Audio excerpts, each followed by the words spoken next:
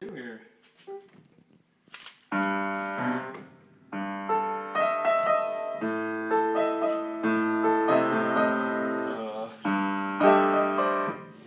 That's all I can do. Awesome. That's like my team trying to come back to me, but it's not doing very well. Okay, not bad. So, nice to meet you. Nice to meet you. What was your name again? Tanya. Tanya, that's right. Sorry. On Facebook I'm called Rosa, so nobody knows actually my real name. Okay, you were the best player of Terror before you started? Yeah, for a little while. Years maybe. First Blood. So, which were your reasons to create your own band in the end?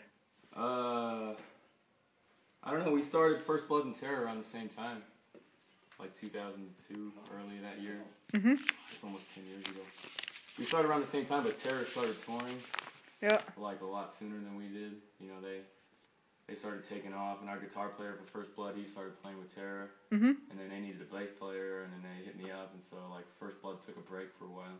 Then we toured with Terror for like, I don't know, 2 or 3 years maybe a little less than that. Yeah. And then the First Blood started playing in like 2005. That's when we started like touring full time, I guess. Yeah. Okay. Yeah. And what do you think of your first album, California, now since The Silence is Betrayal is out? I don't know. Normally bands are always, yeah, I don't like the old stuff so No, I mean, it's like a moment in time, you know? It's like at the time, we were excited to put out our first album and be able to tour and do that stuff, you know? But it was rushed, you know? We just kind of put some songs together quick. I didn't think about them as much as I do now with songs. Like Silence's Betrayal is something I put a lot of time into, like a lot of thought, almost too much thought. Yeah. You know, so like I'm much happier with that new album, Silence, because I think that represents more of like, you know, not just like my musical, like what I like as far as like that style of hardcore, but like your thoughts too in the end. Yeah, it's like my politics, like my you know, just my thoughts on just the world and stuff, you know. And which is the most important message for you in this new album? The new one? I think it's just, it's kind of like an awakening, you know, for people.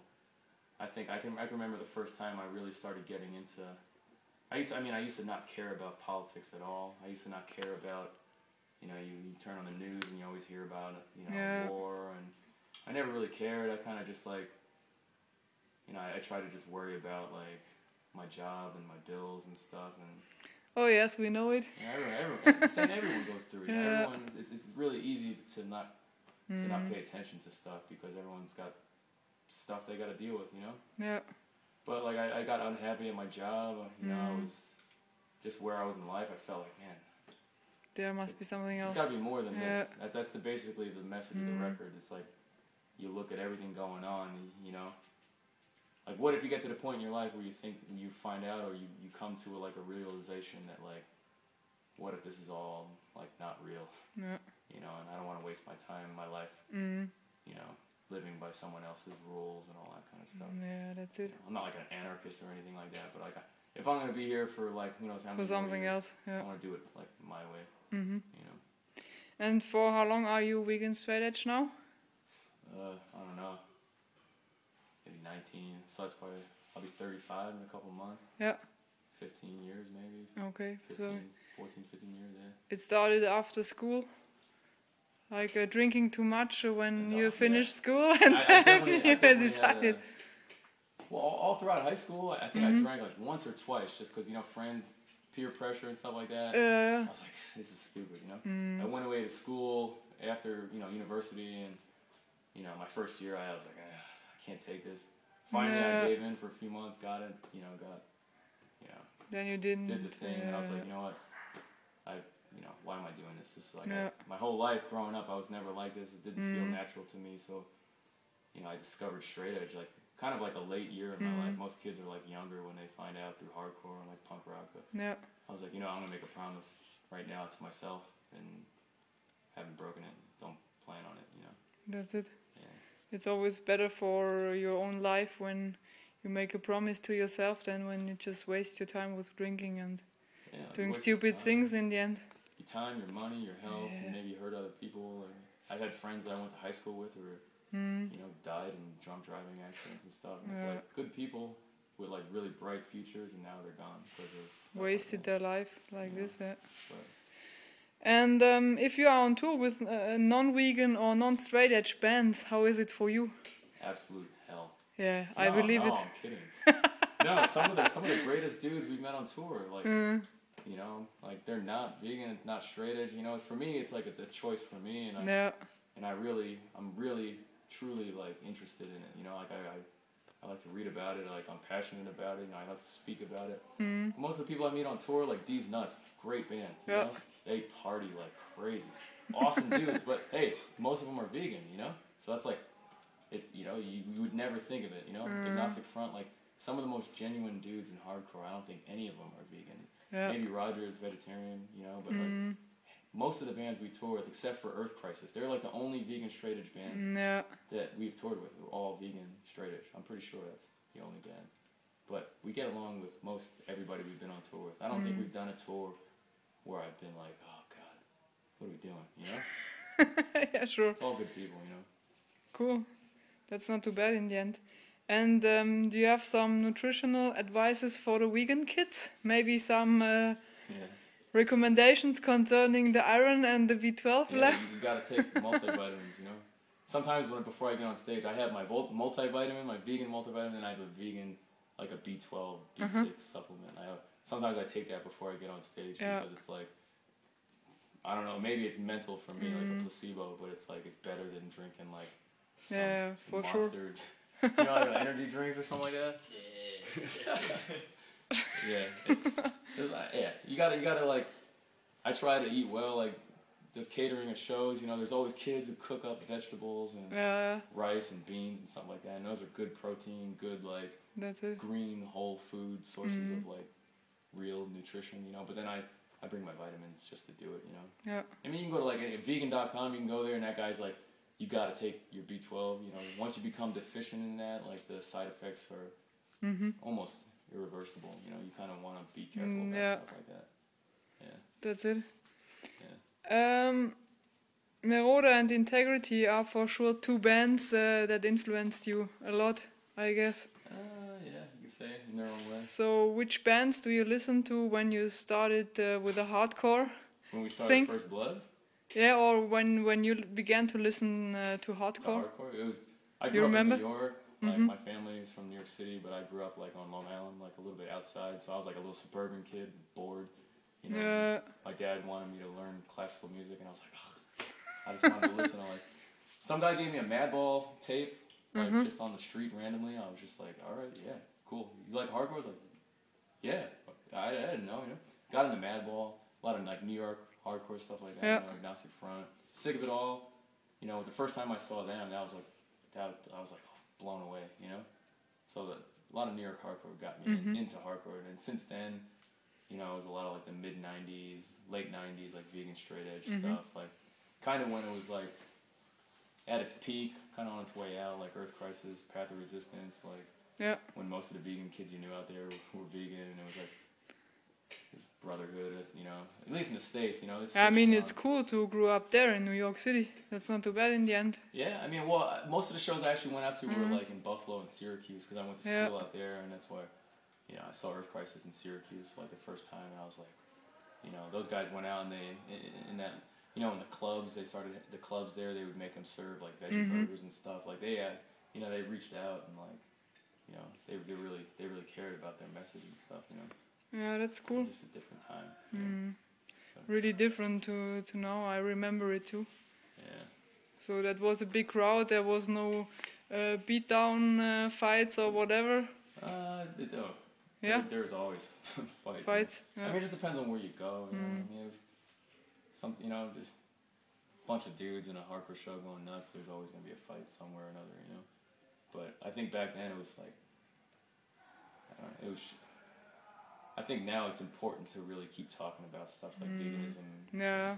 Even straight edge, because I don't want it to be a forgotten message, you know, because there's a lot of outside influence, I think, in quote unquote hardcore nowadays. A lot of it's a lot of business, a lot of that's it. A lot of Hey. a lot of glitz, stuff like that. So it's like to talk about stuff that influenced me, if I mean, it's like in a way I feel like I'm giving back to the people that kind of lit that flame for me. Yeah.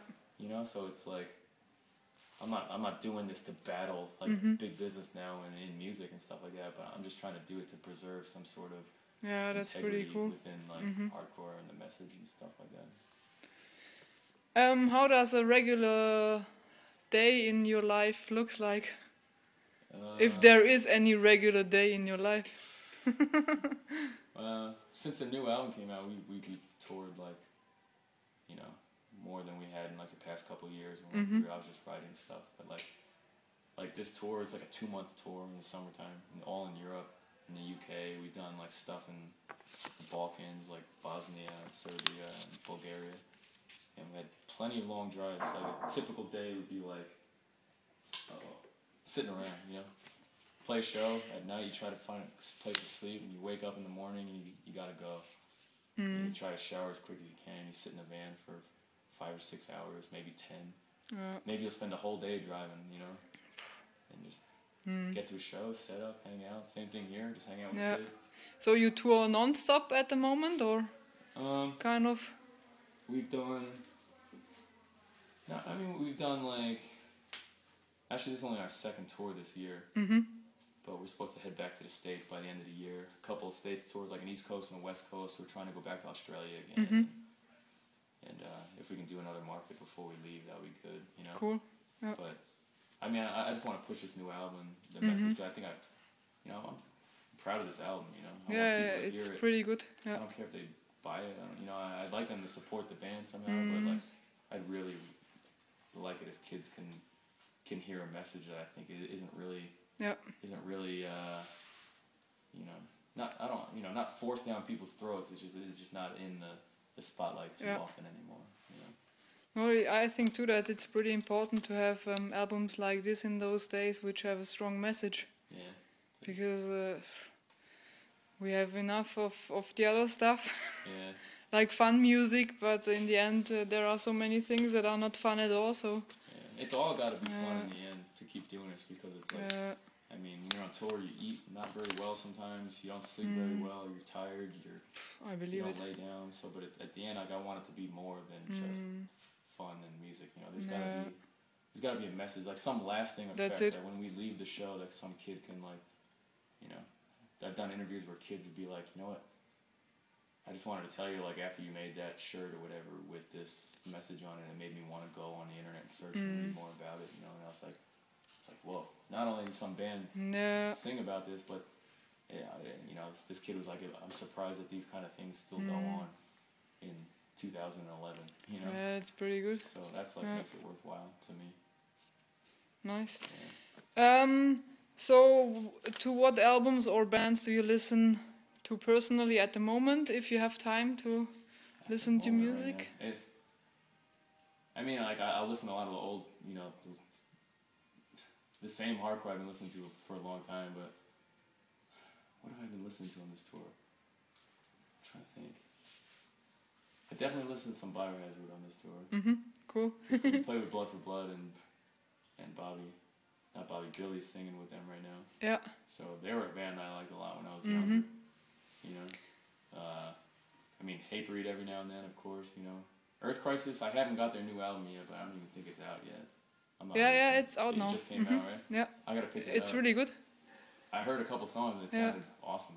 It sounded really good, so I'd love to tour with them again. Yeah. So I always keep up that with would what be they're awesome. doing. I love like hearing new stuff because they pushed the envelope for me like years ago, and they're still doing it now. So it's like I definitely admire them for that. Cool. And plans for the rest of this year?